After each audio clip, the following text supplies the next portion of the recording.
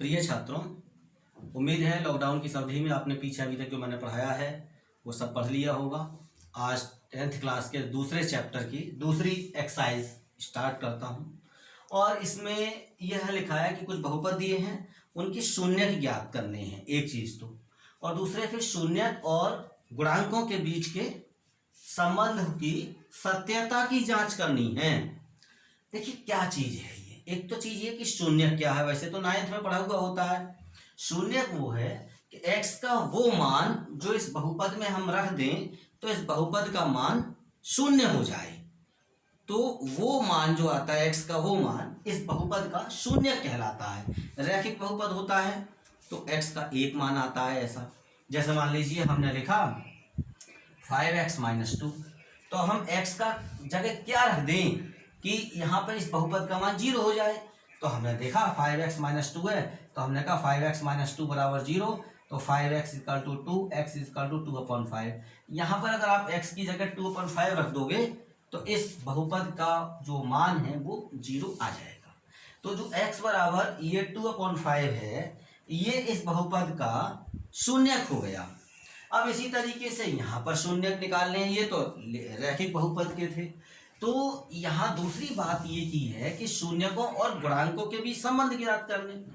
तो अब मान लो कोई बहुपद है और वो द्विघातीय बहुपद है, तो उसकी फॉर्म क्या होगी, x² + bx + c। तो ये बात तो आपको जानकारी में आ गया है कि इसकी अगर जैसे एक घात होती है तो एक शून्यक आता है, दो घात होती है तो दो शून्यक होते हैं। अगर किसी बहुपद की घात 3 है, त्रिघातीय बहुपद है, तो उसके शून्यक 3 होंगे। तो मान लीजिए ये है 2। अब यहाँ x² के गुणांक मैंने a मान लिया है, x के गुणांक b है, अचर पद c है। अब कोई इसके दो शून्यक मान लीजिए अल्फा और बीटा हैं, तो अब ऐसी स्थिति में ये x - अल्फा और x - बीटा, अगर अल्फा और बीटा इसके शून्यक हैं तो इसका मतलब x - अल्फा इसका एक गुणनखंड होगा और x - बीटा भी इसका एक गुणनखंड होगा। उन दोनों की गुणा कर दो और ये कांस्टेंट और डाल दो कोई भी। इनका मतलब ये जो चीज है बहुपद इनके बराबर होगा, वैसे भी हम देखते हैं। तो अब यहाँ पर अगर देखते हैं ये के, तो ये x² - beta x - alpha x + alpha beta. अब यहाँ से अंदर गुणा कर दिया तो ये kx² और ये हो जाएगा माइनस ब्रैकेट में अल्फा + बीटा और kx + k अल्फा बीटा। तो यहाँ ये है ax² + bx + c। इससे हम अगर तुलना करें तो देखो क्या पा रहे हैं, x² गुणांक k है, a का मान k है, तो a का मान a बराबर k आया। अब यहाँ पर x गुणांक b है और यहाँ x गुणांक क्या है, -अल्फा + बीटा × k। यहाँ पर अचर पद c है और ये क्या है, k अल्फा बीटा। अब देखो अगर हम दूसरे को पहले से भाग कर दें, आप ऐसे समझो ये जो है यहाँ पर, तो आप ये पाओगे, या ऐसे भी देख लो, पहले को दूसरे से भाग कर दो, a/b बराबर 1/, कैसे के कट जाएगा, 1/- k अल्फा + बीटा। तो अगर अल्फा + बीटा को मैं उठा के इधर ले आया तो बराबर पलट लीजिए, माइनस का b/a आ गया। अल्फा + बीटा बराबर, गौर करना, -b/a। देखो b क्या है, x का गुणांक, और a क्या है, x² का गुणांक, और अल्फा और बीटा कौन माने थे, वो शून्य, जो इसमें रखने पर जिनके मान 0 आ जाए। तो अगर उन दोनों का योगफल जो है, शून्यकों का योगफल किसके बराबर आ रहा है, -b/a के बराबर आ रहा है, अर्थात -x गुणांक x² का गुणांक। इसी तरीके से अगर मैं यहाँ पर भाग कर दूं, पहले को तीसरे से भाग कर दूं तो क्या होगा, पहले को तीसरे से भाग कर दूं तो a/c = 1/अल्फा बीटा। तो अल्फा बीटा बराबर हो जाएगा c/a। जरा गौर करिए, अल्फा बीटा बराबर c/a आ गया, यानी अल्फा बीटा कौन है, शून्य। तो शून्य को गुणनफल किसके बराबर आ रहा है, अचर पद अपॉन a। ये क्या है, x² का गुणांक। तो ये जो बात इन्होंने कही है कि शून्यकों और गुणांकों के बीच के संबंध की सत्यता की जांच कीजिए, तो पहले तो ये समझना है आपको कि शून्यक और गुणांकों के बीच संबंध क्या है। तो शून्यक और गुणांकों के बीच में संबंध ये है, शून्यकों का योगफल बराबर होता है -b/a के, और शून्यकों का गुणनफल आ रहा है c/a के बराबर। तो अगर आपने शून्यक, पहला काम तो ये होगा, आपको प्रत्येक सवाल में 6 सवाल दिए हैं कि पहले तो शून्यक ज्ञात करने होंगे, एक काम, और फिर दूसरा काम क्या होगा, ये संबंध भी सत्यापित करना है। वास्तव में अगर आपके शून्यक सही आए हैं तो उनका योगफल -b/a के बराबर होगा और उनका गुणनफल c/a के बराबर होगा, और अगर कहीं मिस्टेक है तो यहाँ पकड़ में आ जाएगी। चलिए स्टार्ट करते हैं। अब ये तो कुछ लिटरेचर थी, तो अब यहाँ पर आगे की बात समझते हैं। अब इसमें इस बहुपद के शून्य ज्ञात करने हैं। तो शून्य ज्ञात करने के लिए सबसे पहला काम 9th में भी आपने सीखा है कि जो भी बहुपद दिया है उसको 0 के बराबर रख लो। तो मैंने यहाँ पर x² - 2x - 8 को 0 के बराबर रख दिया।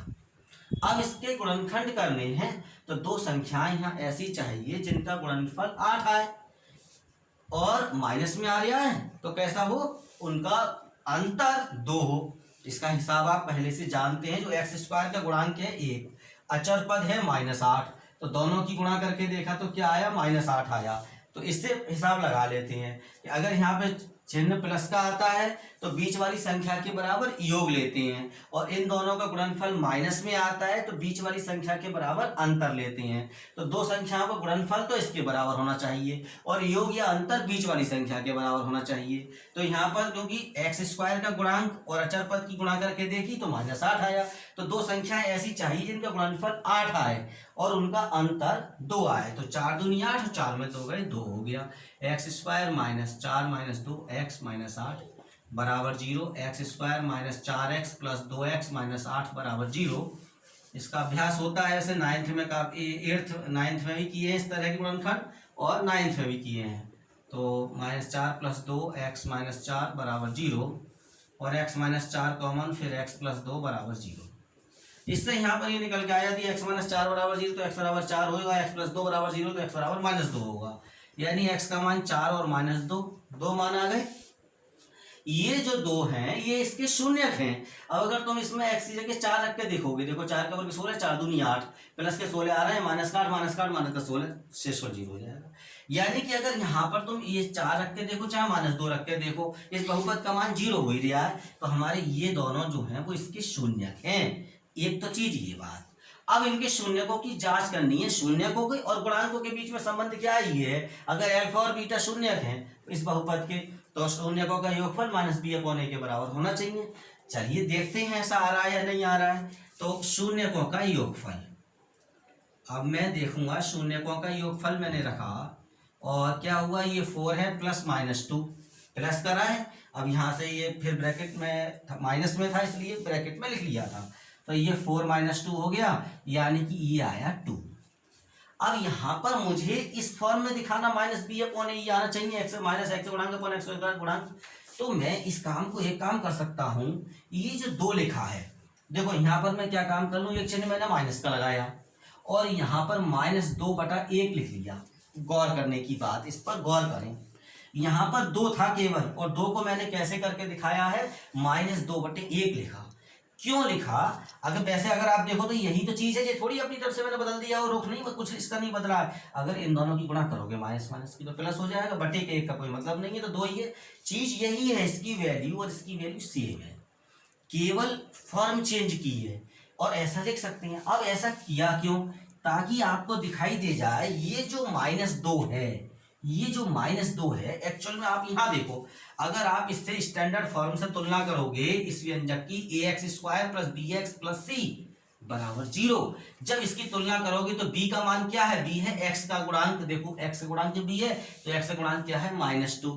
तो इसका मतलब ये जो -2 है वो क्या हो गया, x का गुणांक है अर्थात ये b है, और a क्या है, x² का गुणांक अर्थात a। तो यहाँ पर ये हो गया। तो चाहे शून्यकों का योगफल बराबर ऐसे करके -b/a लिख दो तभी माना जाएगा, और अगर आप x का गुणांक अपन x² के गुणांक लिख देते हो तभी माना जाएगा। तो ये तो हो गया शून्यकों का योगफल, ये तो सही हो गया। अब शून्यकों का गुणनफल और चेक कर लेते हैं। तो शून्यकों का गुणनफल, शून्यकों का गुणनफल बराबर किसके है, तो इन दोनों की गुणा किया, 4 की और -2 की, बराबर -8 आया। अब मैंने यहाँ क्या काम किया, इसको बस इतना कर लिया कि -8/1 लिख दिया, और -8/1 लिख दिया, क्या बटे में 1 डाल दिया। देखो -8 यहाँ आओगे, अरे ये तो अचर पद है और यार c की वैल्यू है, तो फिर ये c हो गया और बटे ये a हो गया। 1 जो है वो ये है भाई, इससे आप तुलना करोगे जैसे ये लिखा है तो यहाँ पर a का मान 1 है, b का मान -2 है, c का मान -8 है इसकी तुलना करने पर। तो ये चीज इस हिसाब से हो गई, शून्यकों का जो गुणनफल है वो c/a के बराबर हो गया। तो इस तरह से ये जो पहला सवाल है इसमें आपने शून्य ज्ञात करे और शून्य ज्ञात करने के बाद शून्यकों और उनके गुणांकों के बीच में संबंध को भी सत्यापित कर दिया है। अब देखिए जैसे ये दूसरा है 4s² - 4s + 1, तो हम लिखेंगे कि शून्यक ज्ञात करने के लिए, और शून्य ज्ञात करने के लिए ट्रिक क्या है, 4s² - 4s + 1 इसको 0 के बराबर रख दो।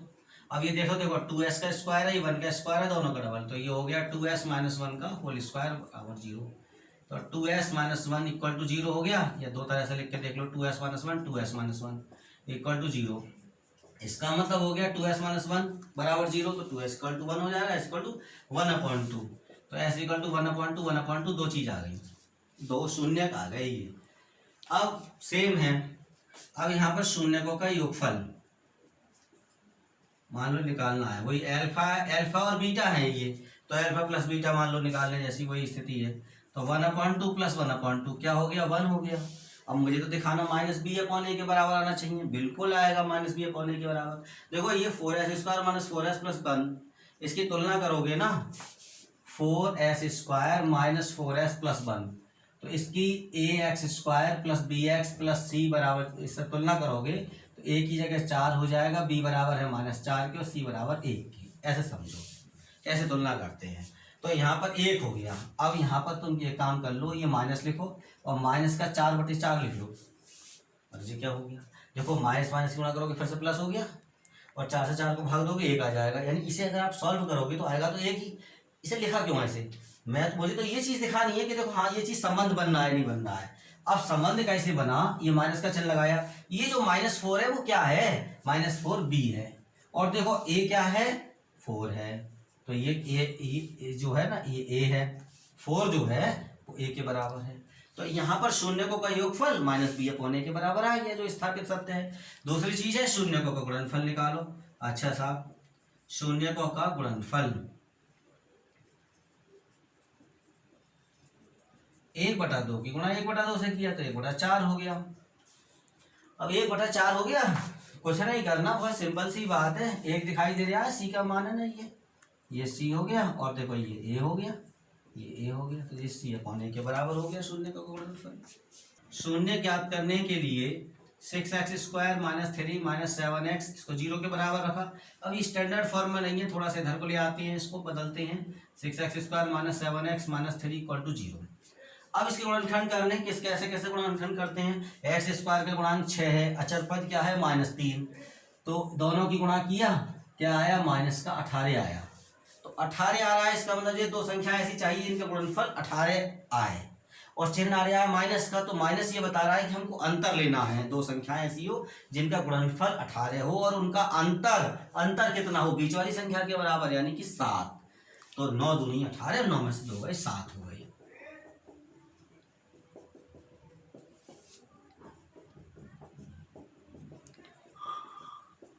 यहाँ पर x अंदर गुणा कर दिया, बाहर माइनस अंदर चिन्ह बदल गया, दोनों पहले दो पदों में कॉमन ले लेंगे, 3x। अब ये ब्रैकेट कॉमन ले लो, बचा वो लिख लिया। अब बहुत सिंपल सी बात है, दो चीजें आ गई, ऐसे करके लिख ले रहा है, यदि 2x - 3 = 0, तो 2x = 3, इसका मतलब x बराबर हो गया 3/2 के, एक शून्यक मिल गया। और यदि 3x + 1 = 0, तो 3x = -1 हो गया, इसका मतलब x = -1/3 हो गया। ये दो जो x के मान आए हैं, जो हमें जिनको हम मान कह रहे हैं, एक्चुअल में ये बहुपद के शून्यक हैं, जो सवाल में कहा था कि शून्यक ज्ञात करो, तो वो ये दो शून्यक हैं।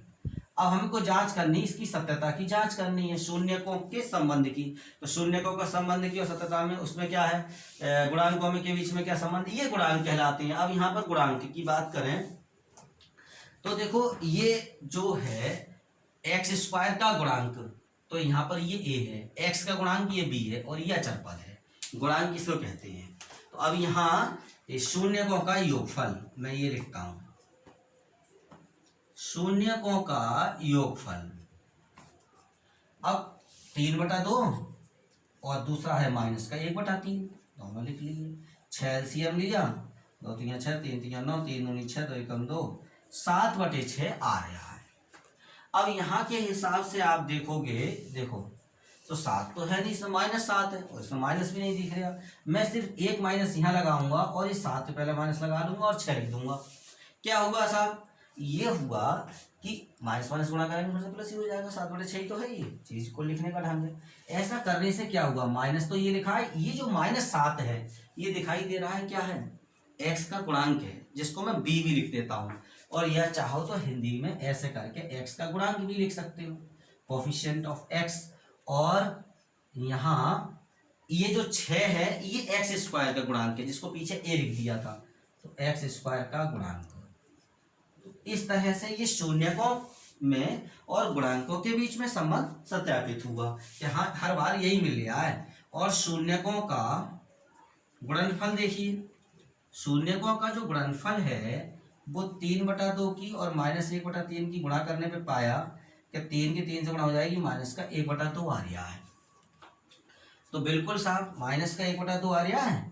यहाँ पर आप -3 रख लो ऊपर, ये चिन्ह माइनस यहाँ ले लिया और बटे में ये 6 लिख लो। देखो ऐसे सॉल्व करोगे -3/6 को माइनस का 1/2 ही आएगा। तो ऐसा करके क्यों लिखा, ऐसा करके ये लिखा कि ये देखो दिख जाए ये चीज यहाँ पर। ये -3 क्या है, -3 इसके हिसाब से अचर पद है, जिसको हम सी कहते रहे हैं पीछे, तो यहाँ पर हम अचर पद कह सकते हैं। और बटे ये 6 क्या है, 6 एक्स स्क्वायर का गुणांक है।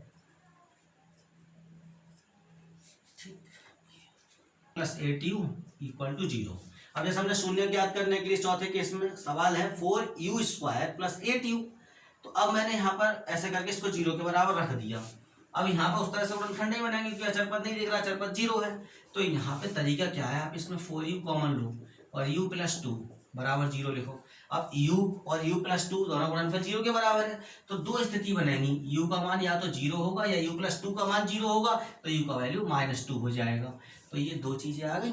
अब यहाँ पर अगर हम देखें तो u² का गुणांक 4 है, u का गुणांक 8 है और अचर पद इसमें दिखाई नहीं दे रहा, इसका मतलब अचर पद 0 है। यानी जिसको c कहते हैं ना, वो c तो वो 0 है। a 4 है, b 8 है और c 0 है। क्योंकि इस प्रकार से लिखोगे आप 4u² + 8u + 0 = 0, ऐसे करके ये वाला बहुपद है, ऐसे मान लो, इस तरह से है पोजीशन। तो अब यहाँ पर स्टैंडर्ड फॉर्म, अब शून्यकों का योगफल लिया जैसे आपने,